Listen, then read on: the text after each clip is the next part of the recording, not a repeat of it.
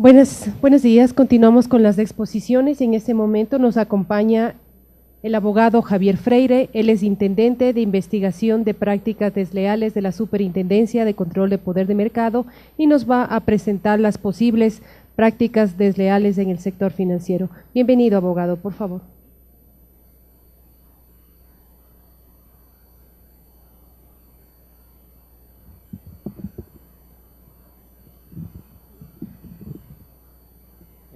Ahí estoy.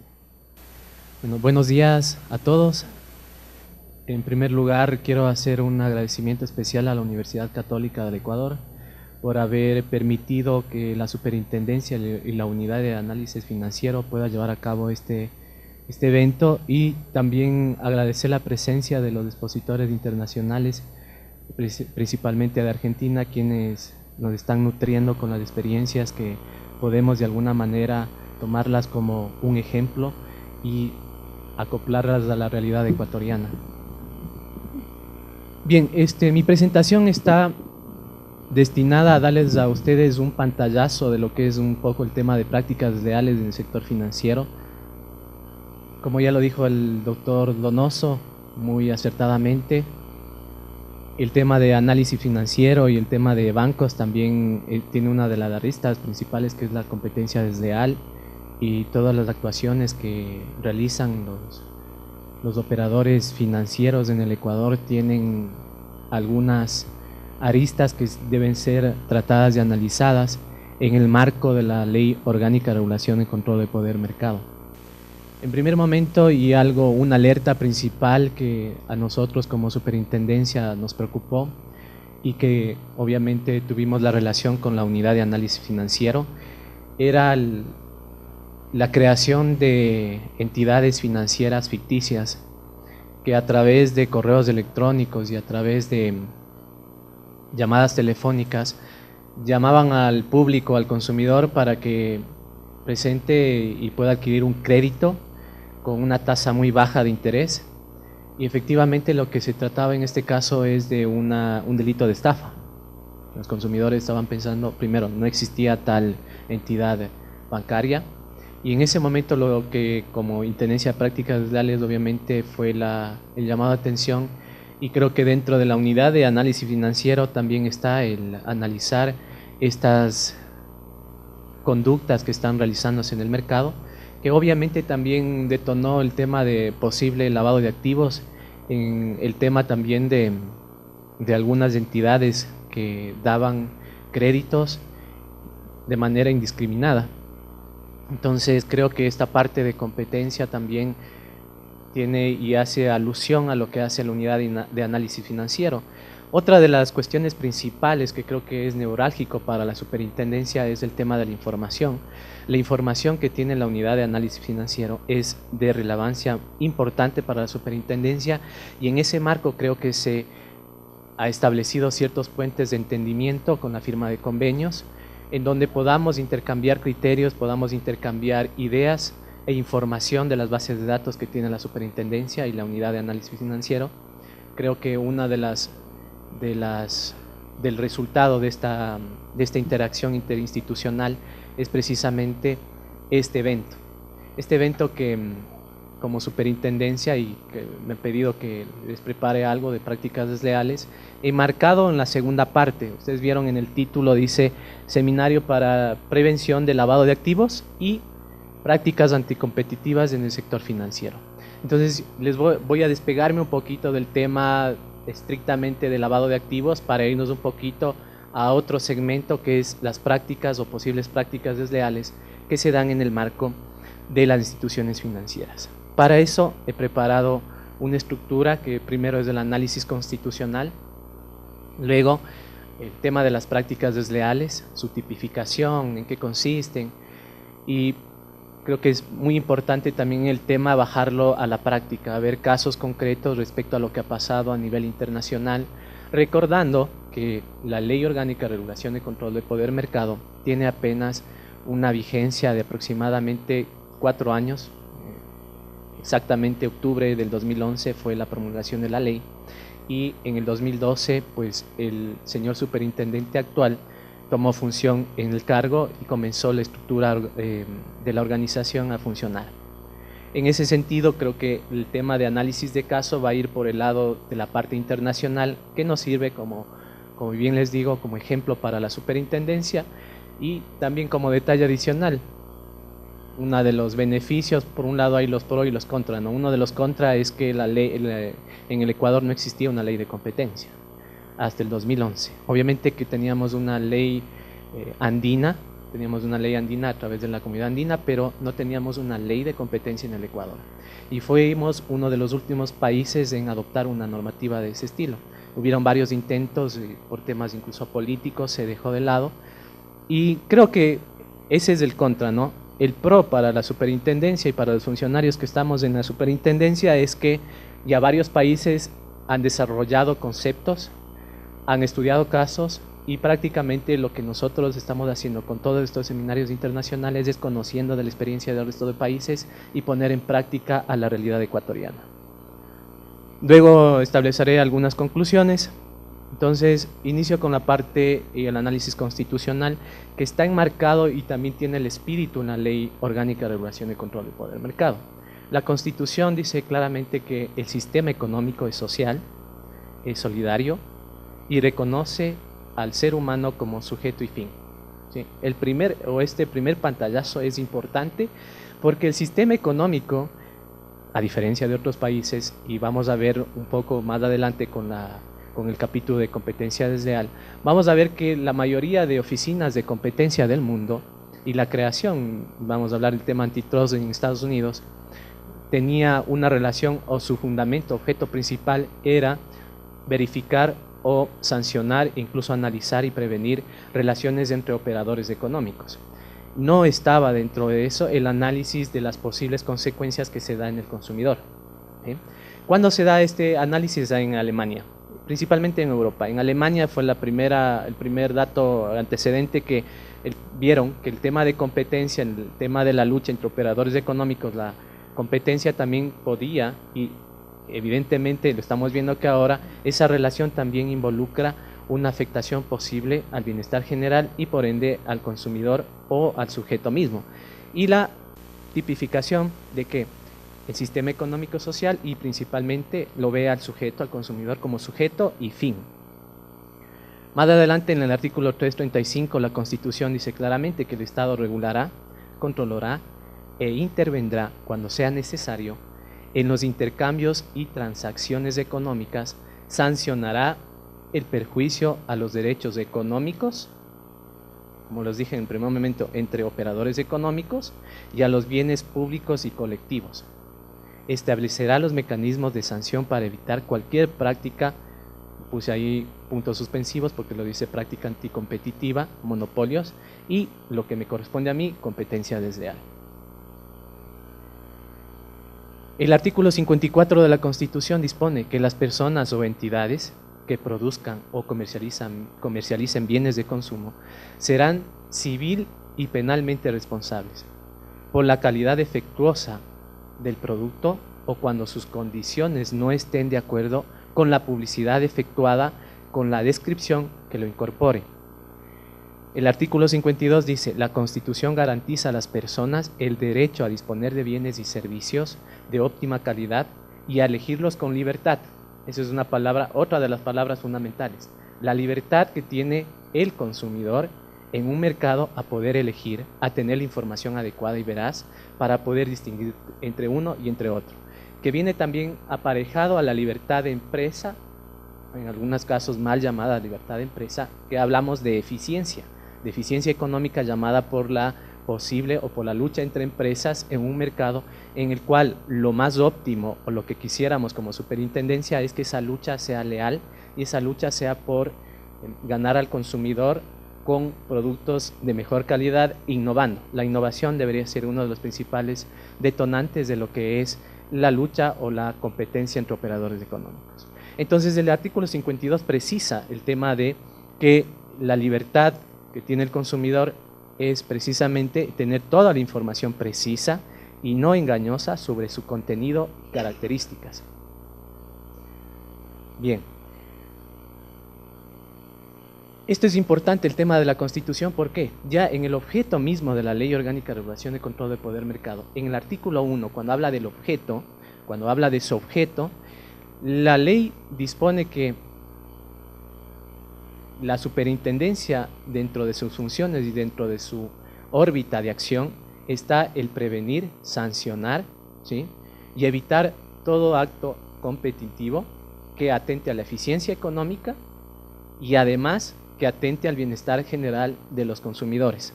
Entonces ese es ese salto cualitativo que da la Ley Orgánica de Regulación y Control del Poder Mercado, ajustándose a una realidad que viene de Europa. Ustedes van a ver en varios de los artículos y más adelante cuando hablemos del tema ya financiero y casos financieros, que varias de las tipificaciones que se encuentran en la Ley Orgánica de Regulación y Control del Poder Mercado ha sido inspirada en la ley española. ¿Y por qué en la ley española? Porque en España tienen una ley de competencia desleal y tienen una ley antitrust, una ley de competencia. Entonces lo que hizo España es tener dos normas jurídicas que regulen todo este sector. Pero ya la Comisión de Defensa de la Competencia de España también ha tratado temas, y hace poco ya hemos visto algunas sentencias, en donde no solo tratan con la ley de competencia el tema de los operadores económicos, sino las consecuencias que éstas sufren al consumidor, cuando hablamos de un interés general, cuando hablamos de una afectación al interés general. Y ahí también hay algunas diferencias que yo les voy a enmarcar para ver las competencias de la superintendencia, porque ojo, podemos estar topando otras competencias, por ejemplo, en el tema de la Defensoría del Pueblo, ¿sí?, que también de alguna manera abarca el tema del consumidor, en el tema de la ley de comunicación a través de la Superintendencia de Telecomunicaciones, que también hace un control de publicidad, que hace un control de que la publicidad no sea engañosa. Entonces hay ciertas particularidades que vamos a ver en las prácticas desleales que le atañen a la superintendencia y que es atribución de la superintendencia. Por eso, no todos los actos de engaño ni de confusión son abarcados por la superintendencia. Vamos a ver cuál es el caso específico para cuando la superintendencia hace este tipo de análisis. Bien, vamos a ver un poco el tema de prácticas desleales, ver el objeto de la presente ley, como ya les dije, es el tema de la eficiencia de los mercados, el tema del bienestar general de los consumidores y usuarios. Sí, y el objetivo principal es el establecimiento de un sistema económico, social, solidario y sostenible. Entre las facultades, como ya les había mencionado, de la superintendencia le corresponde el conocimiento, la corrección, la sanción, eliminación de las conductas desleales contrarias a lo previsto en la presente ley. Fíjense en ustedes, y es importante que tengamos en nuestra cabeza cuál es la función de la superintendencia. No es solo el tema de la sanción, es el tema de la prevención, es el tema de la investigación, es el tema del conocimiento y corrección.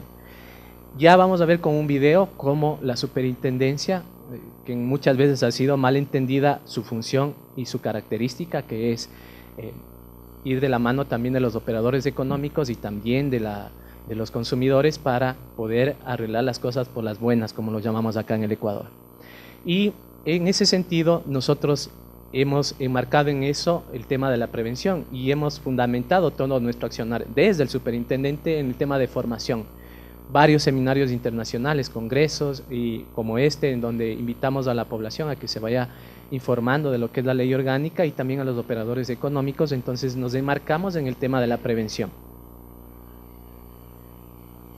Vamos a ver un poco el tema de la definición de prácticas desleales, que se encuentra inserto en el artículo 25 de la ley orgánica, que dice que es todo hecho, acto o práctica contrario a los usos o costumbres honestos en el desarrollo de las actividades económicas. Entonces, la ley, el artículo 25, lo que hace es dar el primer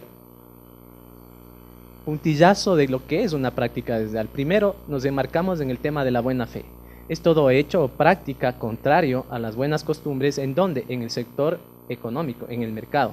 Entonces, cuando la ley dispone eso, vamos a ver cuáles son esta clase de conductas o hechos o prácticas desleales que pueden afectar en el mercado, y por eso el artículo 27 lo que hace es enlistar una serie de 10 conductas o prácticas desleales que no son taxativas, son ejemplificativas, es decir, pueden existir otras formas de hechos o prácticas desleales que puedan, y creo que en eso ha sido el legislador fue en este sentido muy perspicaz en pensar de que la evolución de la economía o la evolución de las conductas de los operadores económicos pueden o no abarcarse en uno de los 10 literales que se encuentran en el artículo 27, y por eso son de manera ejemplificativa, repito.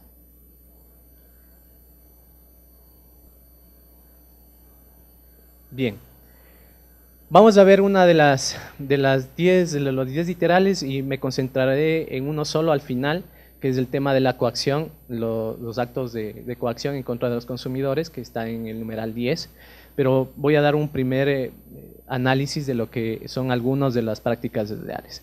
En primer momento tenemos los actos de confusión. Los actos de confusión son aquellos que tienen por objeto o efecto crear confusión con la actividad, las prestaciones, los productos del establecimiento ajeno. Comprende el uso de signos distintivos o marcas, etiquetas, envases, recipientes u otros medios de identificación ajenos. Bien, aquí es importante una aclaración. El capítulo de competencia desleal, que se encuentra ahora en la ley orgánica, estaba en la ley de propiedad intelectual, ¿sí? Y el debate a nivel doctrinario y a nivel incluso mundial estaba cuál es la relación que tiene la competencia con la propiedad intelectual. Y después nos vamos a ver a los ejemplos, vamos a ver cómo ha funcionado en los diversos países este tratamiento, si se quiere, sistemático, sistémico de la propiedad intelectual con la competencia, o preferimos un sistema en donde esté la propiedad intelectual por acá y la competencia por acá. Ejemplos muy claros, y el más palpable, creo yo, para Latinoamérica es Perú. Perú tiene el Indecopi incluso maneja el sector de derechos de consumidor. También tenemos la Superintendencia de Industria y Comercio de Colombia, que maneja tanto temas de propiedad industrial o propiedad intelectual y temas de competencia. Entonces, en ese sentido, lo que ha adoptado la ley ecuatoriana es prácticamente el capítulo de competencia desleal se trasladó a la Ley Orgánica de Regulación y Control del Poder Mercado. Y por eso este concepto, por ejemplo, de confusión, estábamos hablando ya de signos, de marcas, de envases, de diseños industriales que están acogidos, o cuando yo voy cuando hago la oficina de propiedad intelectual y, por ejemplo, creé una marca o un diseño de botella, un diseño cualquiera que sea, estamos hablando de propiedad industrial, y en primer momento la oficina de propiedad intelectual lo que hace es darle un certificado de protección, un título, como podríamos decir un título de propiedad, de mi caso una escritura en donde dice usted es titular de esta marca o este diseño.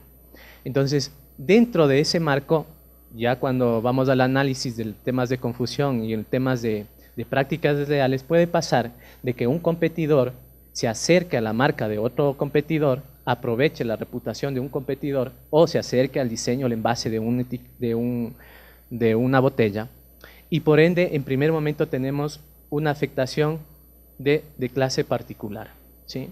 Entonces, ¿qué es lo que hizo la ley para que no haya esa confusión? Porque no está el Instituto Ecuatoriano de Propiedad Intelectual, autoridad nacional competente en el Ecuador, tiene su competencia y es autónomo, y la superintendencia igual, es autónoma. Entonces, para que no haya un choque de funciones, lo que hizo la ley es determinar de que cuando hay actos de confusión, como la utilización de estas marcas en confusión, siempre que afecte al interés general, es de competencia de la superintendencia.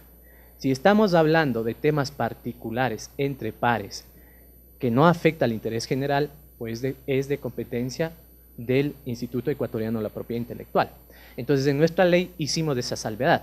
Y es más, la interacción con el Instituto Ecuatoriano de la Propiedad Intelectual es intensa. ¿Por qué?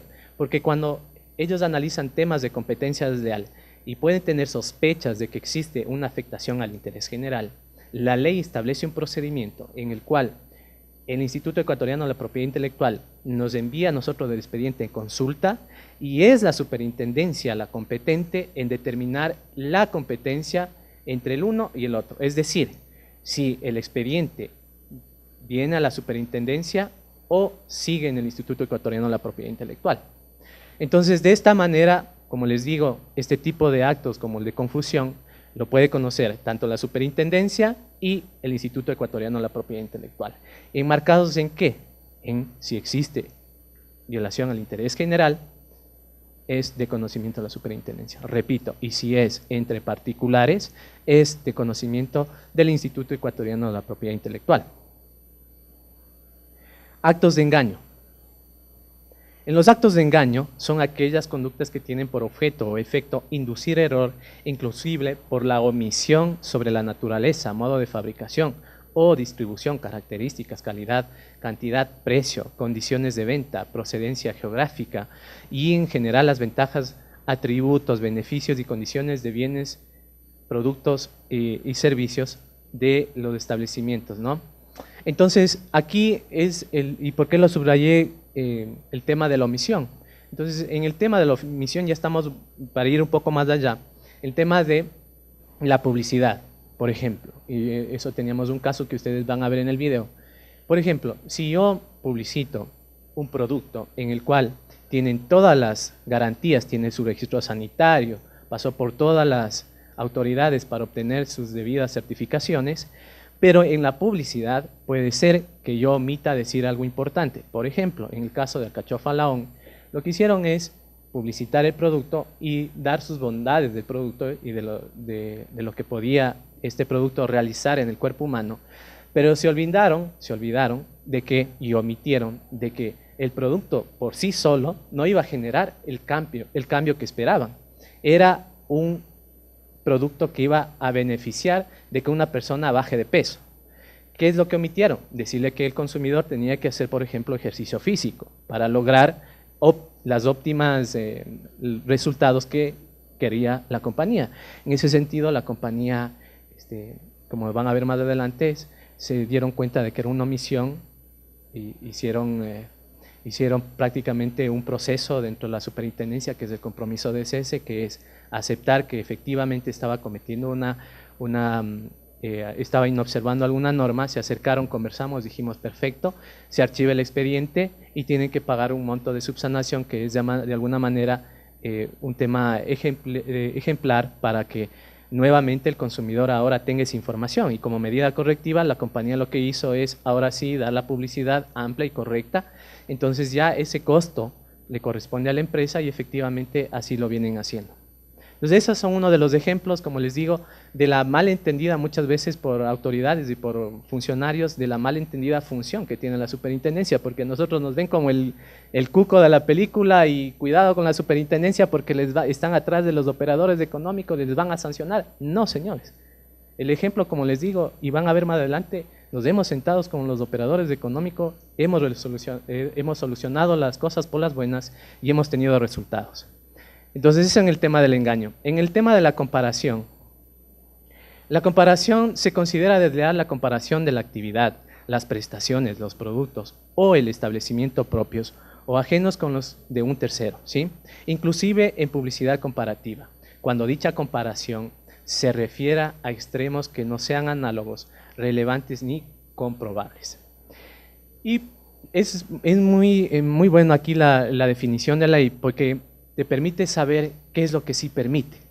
Es decir, si yo comparo prestaciones o servicios o productos en los cuales yo le informo al consumidor de manera correcta y digo, por ejemplo, mi producto tiene el 100% de fruta natural versus el producto X que tiene el 40%.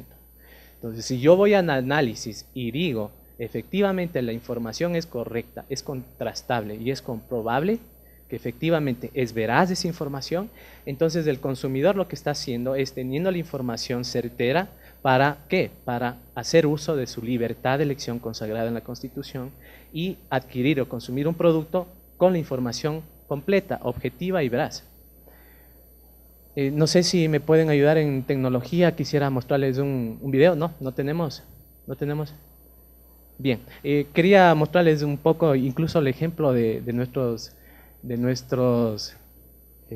hermanos argentinos, de cómo desafiaban el tema de la publicidad comparativa a través de dos cervezas famosas que eran Quilmes y Isenbeck. Entonces, para nosotros en el análisis de ese caso, incluso a nivel de maestrantes fue desafiante, porque venían, ahora lo voy a presentar el video, venía video tras video, medidas cautelares y sacaban otro video. Y lo que en realidad deducimos es que la capacidad de creación y el tema cultural que tiene Buenos Aires, que es indiscutible, desafía muchas veces lo que está en la ley. Entonces, con el video, no sé si en cualquier momento puedo seguir y luego lo pasamos. Entonces, de esta manera podemos ver que dentro de las prácticas reales también el tema de publicidad comparativa. Ya en el Ecuador también hemos tratado algunos casos de publicidad comparativa que se dieron en su momento, por ejemplo, en el Mundial de Fútbol. Sí, en su momento habían algunos temas que fueron conocidos por la superintendencia y que evidentemente lo que hicimos es todo un análisis de investigación. Bien. ¿Video? Ya. Bien, lo que yo quería un poco ya, vimos son, como les dije, 10 conductas o prácticas reales que están en el artículo 27 y que les he pasado a detallar las más importantes, pero yo me he querido detener en una, que es en la 10, que para el caso que nos ocupa, para el seminario que estamos acá, creo que es importante y relevante, el tema de las prácticas de acoso. Las prácticas de acoso no estaban consideradas en la ley de propiedad intelectual como acto de competencia desleal. Las prácticas de acoso fueron si se quiere, acoplamiento de lo que es la ley de competencia desleal española. Ahí ya se habla, las directivas incluso europeas hablan de lo que es la práctica de acoso, la práctica de coacción, ¿sí?, en contra del consumidor. Entonces, ¿qué es lo que nos dice nuestra ley? Las prácticas agresivas de acoso, coacción e influencia indebida contra los consumidores implica aprovechar la debilidad o desconocimiento del consumidor, dificultar la terminación de los contratos y otras más, que vamos a verlo más adelante, que, como les digo, el desarrollo de este numeral 10 del artículo 27 tiene como génesis la directiva europea y la ley de competencia desleal de España. Entonces vamos a ver la referencia, ¿no? La directiva del 2005, que fue un preámbulo a la ley de competencia que lo promulgó España de competencia desleal, que fue en el 2009, dice, y coincidencia, el artículo 8 que ustedes están viendo es la misma, primero, de la directiva, el artículo 8 es el mismo y casi la reproducción exacta de la ley de competencia desleal del 2009. Es decir, para el 2005 ya manejaban un concepto y para el 2009 lo que hicieron es incorporar ese concepto de la directiva a la ley de competencia desleal. ¿Y qué dice? Se considera agresiva toda práctica comercial que en su contexto fáctico, teniendo en cuenta todas sus características y circunstancias, mermen o pueda mermar de forma importante mediante el acoso, la coacción, incluso el uso de la fuerza, o la influencia indebida, la libertad de elección o conducta del consumidor medio, con respecto al producto y por consiguiente le haga o pueda hacerle tomar una decisión sobre una transacción que de otra forma no hubiera tomado. Entonces, aquí nuevamente, y como les digo, el tema de la coacción e influencia indebida está especificado acá y en el tema de la directiva. Si el consumidor adquiere un producto y no tiene la información suficiente sobre ese producto, al menos, y dependiendo el caso, si es un medicamento, deberá ser más cuidadoso la persona que vende un medicamento, porque por los riesgos en la salud, si no tiene la información correcta, pues está decidiendo sobre un supuesto o algo ficticio, que de otra forma o manera, si hubiera tenido la información correcta, a lo mejor podía haber elegido entre uno y entre otro, ¿sí? Bien, vamos a ver cuáles son las características del tema de acoso. Por un lado, es el momento, el lugar y la persistencia. ¿Cuántos de ustedes, y hago la pregunta, no sé si quisiéramos alzar la mano, yo les pido que alcen la mano, ¿cuántos de ustedes, por ejemplo, han gestionado un crédito en cualquier entidad financiera? ¿Cuántos? ¿Casi todos? Bien, de todos los que alzaron la mano, la pregunta siguiente es, ¿cuántas veces recibieron llamadas a su teléfono celular o a su domicilio para que se acerquen a pagar el crédito? Muchas veces, pocas veces. Entonces, el tema es, y si tienen, claro, obviamente no me va a alzar la mano todos, porque obviamente decir alzar la mano quiere decir que yo estaba en deuda del crédito y como lo decimos en el Ecuador, estaba en mora, era un moroso. Entonces, no me van a dejar mentir, o creo que no es tan aproximado a la realidad y lo que ha pasado en otros países, que es una práctica prácticamente persistente de que usted se acerque al banco a cancelar la deuda, y si vamos más allá, hay el tema de amenazas, de que les vamos a embargar su vehículo, le vamos a embargar su salario o le vamos a embargar su casa.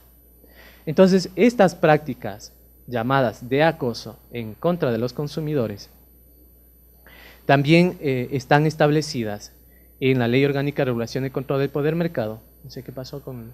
Bueno, sigamos. Otra de las características en ese mismo sentido es el lenguaje y comportamiento amenazador de la entidad o operador económico que lo hace a través de las llamadas telefónicas. Obstáculos no contractuales, onerosos o desproporcionados. ¿Qué es lo que pasaba? Cuando una persona adquiere un crédito, yo, por ejemplo, me decían, en el contrato estaba que yo no puedo dar por terminado, o qué sé yo, el tema crediticio. Y lo que me dicen es, si usted termina el contrato, le vamos a imponer una multa o un pago por la terminación anticipada del contrato.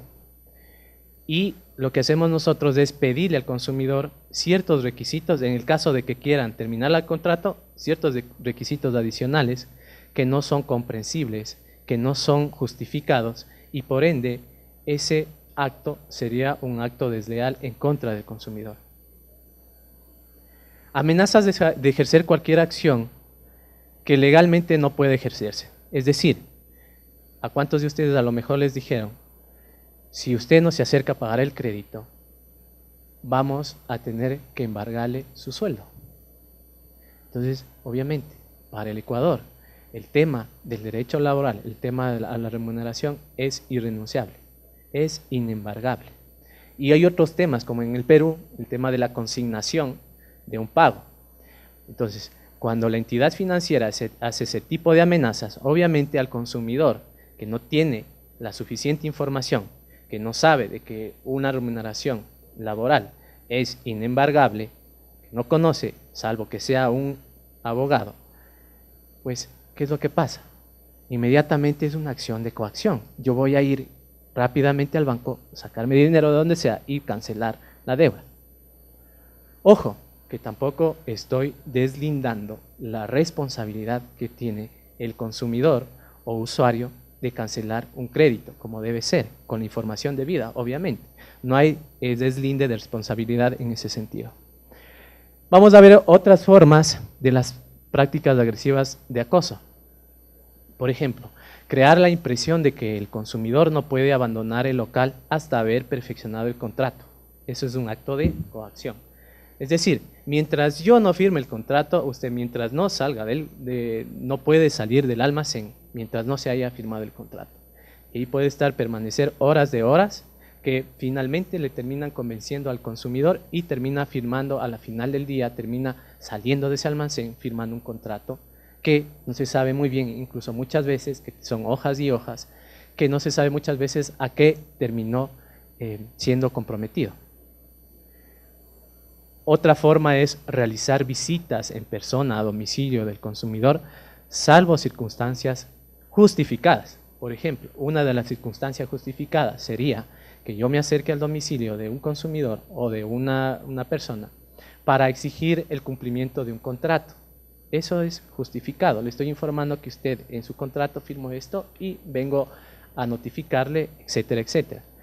Pero hay otras formas o acercamientos al domicilio para ofrecerle ciertos regalos o productos que al final del día lo que pasa es que cuando yo voy a revisar mi cuenta, cuando reviso electrónicamente mi cuenta, me debitaron 20, 30 o no sé, $5.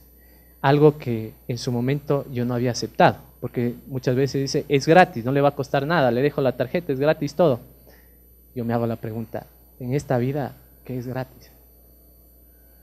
Entonces, ese tipo de prácticas sí son llamadas, y lo han tratado, como les digo, en España, como prácticas de acoso. Otra es proporciones no solicitadas y persistentes por teléfono, fax, correo electrónico u otros medios, que es un acto de acoso. Exigir al consumidor que desee reclamar una indemnización que presente documentos que no puedan razonablemente considerarse pertinentes. Entonces, todo este tipo de circunstancias o razones o casos creo que no se aleja a la realidad del Ecuador. Muchos de los países, como conclusión, al final les voy a dar cuáles han sido las soluciones o alternativas de solución para este tipo de cuestiones que efectivamente terminan afectando al consumidor. Vamos a ver en el caso de Indecopi, ¿sí? Aquí lo trató el Tribunal de Defensa de la Competencia y también fue tratado por el tema en el tema financiero, en el tema de bancos. Y el caso era el siguiente, ¿no? Un cliente de una entidad bancaria quería realizar el pago anticipado de una deuda, pagando el capital correspondiente. Y aquí, ¿qué pasaba? Sin embargo, el banco le pretendía cobrar una comisión del 3% del monto pagado establecido en un contrato. Es decir, que si yo me adelantaba o hacía un prepago de mi préstamo, como el banco, ¿qué es lo que va a pasar? Va a dejar de percibir a lo mejor el interés que percibía por lo que iba pagando mensualmente. Entonces, cuando yo adelanto el pago, significa que no deberían cobrarme ese interés. Pero en Perú, ¿qué pasaba? Como se dieron cuenta de eso, el banco lo que hizo, sí, efectivamente yo pierdo esa parte del interés, pero le voy a cargar un 3% a lo que usted está pagando anticipadamente. Entonces, el tribunal lo que se dijo que se trata de un supuesto donde la autonomía privada, no, pero para agravar el tema, ese 3% estaba considerado en el contrato. Es decir, el cliente había firmado un contrato, ya estaba establecido y ustedes saben que el contrato es ley para las partes, ¿sí? Entonces, yo creo que una decisión acertada del tribunal. Vamos a ver, bueno, terminando el caso y vamos con el video. La decisión acertada del tribunal fue que, pese a que existía el contrato, la libertad de elección, o lo que conlleva la Constitución, decía, está por encima de lo que yo haya contratado. Si yo contraté algo que es ilegal, por ende el contrato termina siendo ilegal, ¿sí? Entonces, obviamente, pero eso, ¿quién lo conoce? Es un abogado que conoce de que yo no puedo firmar un contrato sobre un objeto ilícito, es decir, sobre algo que esté contrario a la ley. Pero si le vamos a un consumidor que va a una entidad financiera o cualquier otra entidad y le ponen el contrato ahí en la mesa y dice, usted tiene todos estos beneficios, y se olvidó que en una cláusula estaba establecido el 3% que si yo pagaba anticipadamente, ¿sí? Entonces, esto es un buen ejemplo de lo que hizo el Indecopi en su momento. Consideró que el contrato era atentatorio a la libertad, al tema de proteger los derechos, incluso constitucionales, y por ende hubo la sanción correspondiente. Bueno, vamos a ver el video, el tema de Quilmes dice. Ok, eso es desafío y creo que va a ser importante para los compañeros de Argentina, para que me ayuden con los criterios. De pronto tienen algún conocimiento de lo que pasó, pero como les digo, yo en carne propia lo vivimos. Estábamos allá en la maestría en Buenos Aires y fue un caso de análisis que prácticamente desafió todos los análisis que están dentro de las normas, ¿no? Presentando una chapita de Isenbeck amarilla, más una chapita de Quilmes, te llevas una Isenbeck de regalo. ¿Por qué una promo así? Te preguntarás. Es muy fácil. Quilmes es la cerveza que hoy toma la mayoría, pero Isenbeck es la mejor cerveza. ¿Cuál es la idea? Que la mayoría pruebe la mejor cerveza. Esa sabe. No, es un éxito mal. Por eso ahora nos dejan nombrar la marca PIP, porque parece que Don PIP se enojó. Igual la promo sigue. Vos presentas una chapita amarilla de Isenbeck más una chapita de PIP y te llevas de regalo una Isenbeck. ¿Por qué una promo así? Fácil. PIP es la cerveza que toma la mayoría. Isenbeck es la mejor cerveza. ¿Cuál es la idea? Que la mayoría pruebe la mejor cerveza. El que sabe, Don PIP. Bien, hay dos. O sea, el primer comercial, si ustedes se fijan, fue la mención directa a la tapita de Quilmes. y la mención directa también a ICEMEC. Entonces, ahí esto se trata, ¿cómo se trata en Argentina? Es una medida cautelar que no lo conoce la Oficina de Propiedad Intelectual, el INPI argentino, sino lo conocen los jueces comunes, como sería aquí un juzgado civil. Entonces, adoptaron una medida cautelar, efectivamente el juez consideró de que era una publicidad comparativa, de tipo no engañosa, para mí muy creativa, pero que efectivamente estaban nombrando a la competencia. Entonces, en el segundo video ustedes vieron que ya no le nombran la competencia, sino le dice PIP, ¿sí? Y ahí también los abogados de Quilmes efectivamente iniciaron otra acción de medidas cautelares. Y le dijeron, no, está utilizando los colores. Ya se refirió a Quilmes. Entonces, lo que hizo Isenbeck es otro video. Y efectivamente sale un tercer video. Veamos. El tema es que ahora no podemos mostrar la marca PIP, no puedo decir cerveza Plin Plin, no puedo decir cerveza no te vas a dar más. Vos seguís presentando una chapita amarilla de Isenbeck, más una chapita de la otra, y te llevas una Isenbeck de regalo. ¿Por qué? Porque la otra es la cerveza que hoy toma la mayoría. Isenbeck es la mejor cerveza. Lo que queremos, básicamente, es que la mayoría pruebe la mejor cerveza. Bien, se fijan porque yo les decía que la capacidad creativa, yo eso lo he dicho a los compañeros, incluso la capacidad creativa, y lo he visto en tema de teatros, en tema de cultura, Buenos Aires es una potencia, y usted lo estamos viendo acá, o sea, la capacidad creativa de desarrollar un video de estas características hace que en las aulas a nosotros nos complique el análisis de lo que significa la publicidad comparativa. Entonces, yo les hago la siguiente reflexión. Si hubiéramos visto primero este video, es decir, el tercer video, no hubiéramos visto los anteriores, a lo mejor el tercero hubiera sido permitido, porque en ningún momento nombró, ni supo, en este caso, nuevamente Quilmes inició medidas cautelares, el juez concedió porque obviamente bajo el análisis de que era una línea sucesiva de videos. Desde el consumidor cuando ve esto, como vieron ustedes, ya saben que se refiere a la tapita, pieza que no se ve y el color es PIP, se refiere a la competencia, a Quilmes. Entonces, bajo ese análisis, el juez determinó la medida cautelar y se adoptó la medida cautelar. No contento con eso, Isenbeck siguió y sacó el siguiente video. ¿Y qué sabes? Acá no, acá. Por eso. No la vamos a cortar justo ahora. Por eso, presentando una chapita de Isenbeck amarilla, más otra chapita. Pero pará, no digo nada. De Isenbeck, también de Isenbeck. O sea, con dos chapitas de Isenbeck, tú llevas otra Isenbeck de regalo. ¿Por qué seguimos con la promo? Simple. Porque a uno solo no le haya gustado, ¡pip!, no significa que la mayoría se tiene que perder de disfrutar el sabor de la mejor cerveza. Y somos 38 millones de hinchas que queremos ganar. Hasta ahí, esa es otra. Pero bueno, llegamos a ese punto, o sea, desafía todo rango de análisis, incluso jurídico, pero es un buen ejemplo para saber cómo se puede manejar el tema, los extremos de la publicidad comparativa, hasta dónde podemos llegar con la publicidad comparativa. En el primer momento, como les digo, no está permitido que yo nombre a la competencia, no está permitido.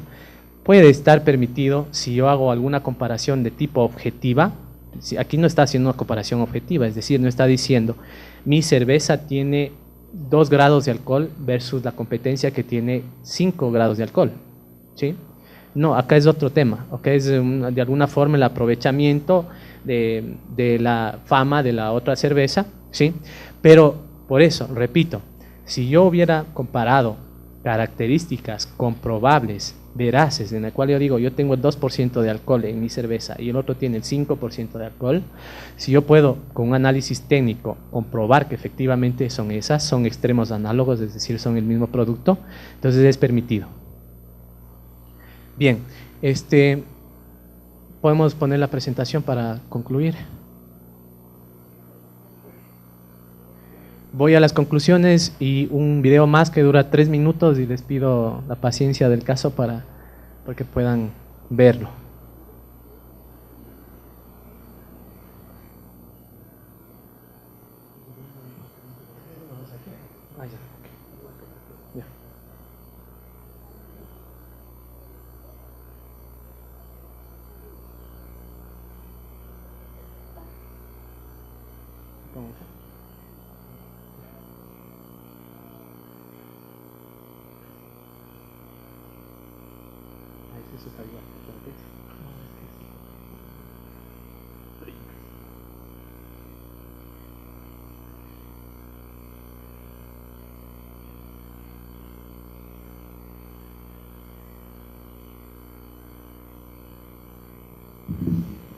Bien, para finalizar es unas breves conclusiones respecto a lo que se ha analizado.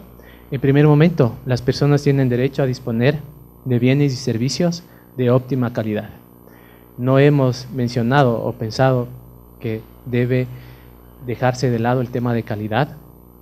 Y también tiene derecho las personas a elegir con libertad, así como una información precisa y no engañosa sobre el contenido y características de un producto o servicio. El Estado está de alguna manera obligado a asegurar que la transparencia y eficiencia en los mercados puedan fomentar también la competencia en igualdad de condiciones, que es lo principal. La igualdad de condiciones en el Ecuador, no sé si es también una realidad de otros países, hemos estado acostumbrados a que la competencia sea el tiburón comiéndose a la sardina, o es adoptando cualquier tema o viveza criolla para adoptar ventajas de uno frente al otro, cuando lo que busca la superintendencia, y creo que un mercado correcto, es la eficiencia en torno a qué, a que puedan competir en igualdad de condiciones,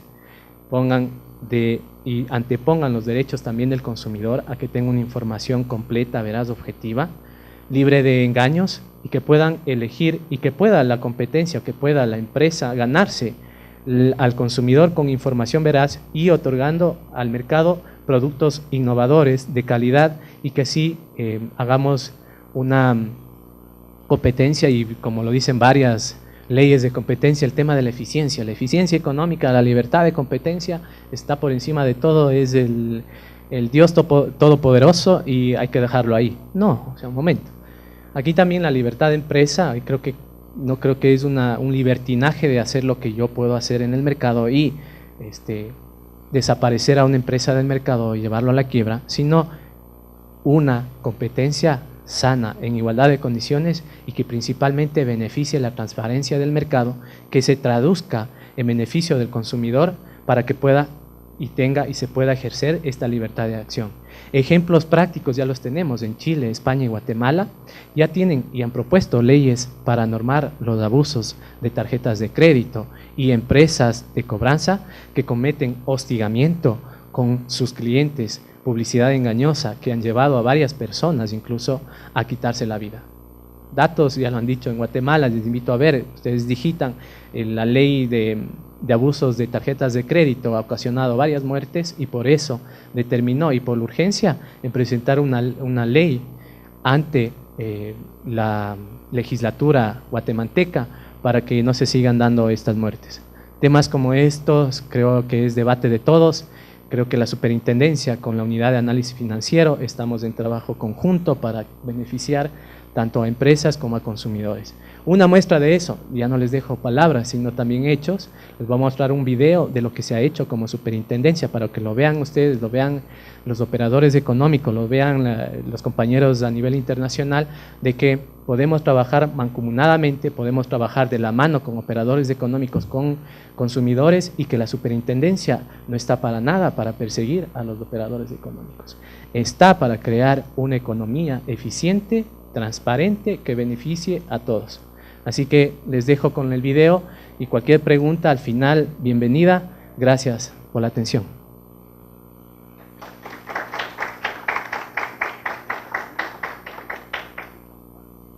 Bien, mientras se pone el video, les hago un comentario pequeño de lo que es el video.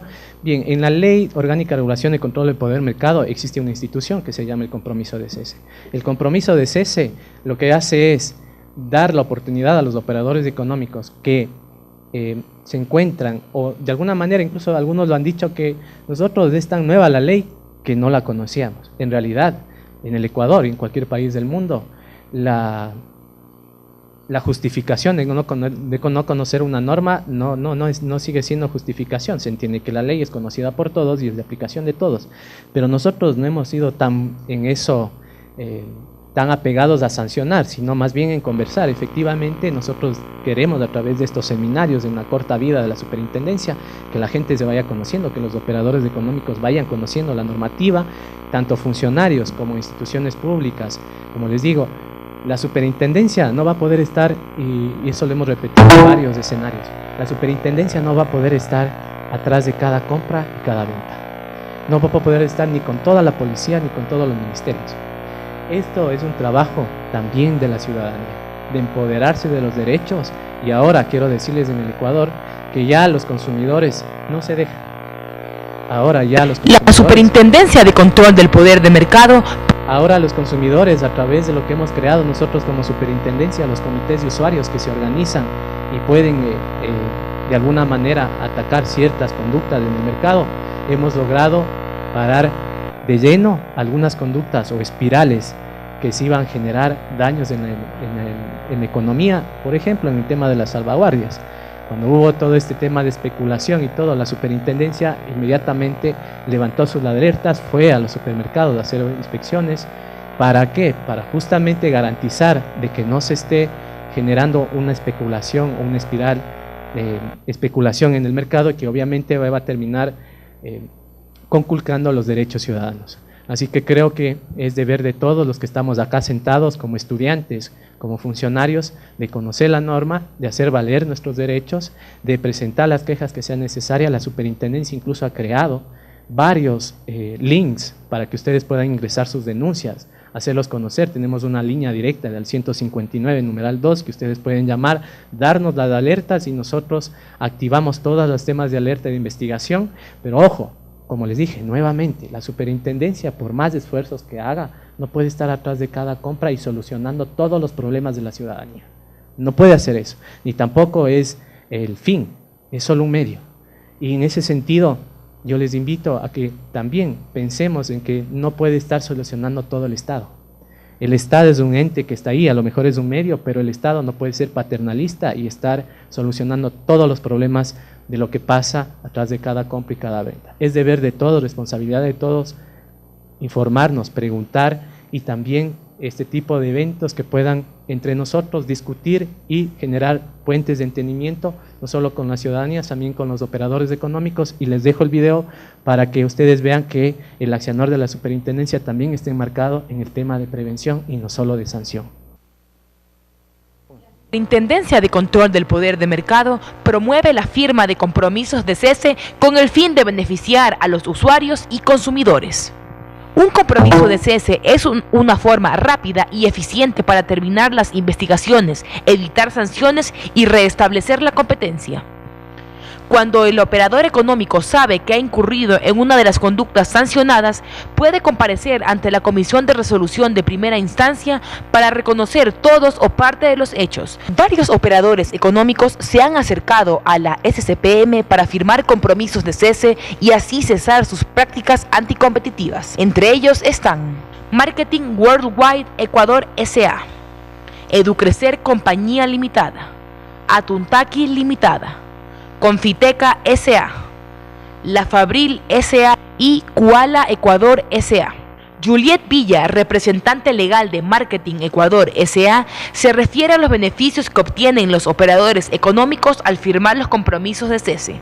Quiero invitar a todas las empresas que trabajan vendiendo productos y teniendo como una finalidad un consumidor, tener la responsabilidad, y esto es un gran aporte que está dando la superintendencia y por supuesto nosotros que nos estamos acogiendo a las reglas de juego que hoy en día hay para vender productos como este en la televisión. Dependiendo de la efectividad de dicho compromiso para restablecer la competencia y subsanar las distorsiones generadas por la conducta, la Comisión puede aceptar, sugerir la modificación o negar un compromiso de cese. Para esto, valorará el momento del procedimiento en el cual se presente el compromiso, los cuales, en términos generales, prevén que mientras más tarde un operador presente el compromiso, más alto será el importe de subsanación requerido. Sebastián Saa, abogado de Confiteca, se refiere a la apertura que la SCPM ha brindado a los operadores económicos. Yo creo que ha sido en base a esa invitación repetitiva, constante, esa apertura en la cual Confiteca sintió las suficientes garantías para poder acercarse a una institución que a nuestro criterio es muy seria y que el día de hoy lo ha demostrado, para poder conjuntamente llegar a acuerdos que, como mencionaba el doctor Páez, beneficien tanto a la empresa privada, le beneficien tanto a la superintendencia y más que nada le beneficien al público en general, que es el espíritu final de la normativa en materia de competencia. Alfredo Corral, representante legal de Kuala Ecuador S.A., sugiere a los operadores económicos acercarse a la SCPM a firmar compromisos de cese.